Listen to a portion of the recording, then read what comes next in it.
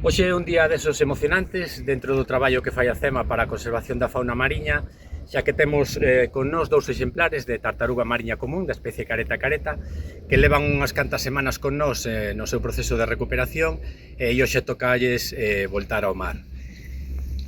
Temos por un lado a Tanxil, que chegou á praia do mesmo nome do concello de Rianxo, apareceu varada ali.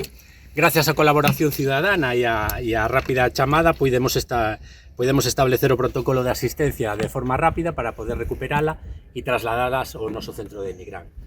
No caso de Noetiña é diferente, xa que estaba directamente no mar. O barco leva o nome en honor ao barco que a recolleu, o barco Noeta I, de Fisterra.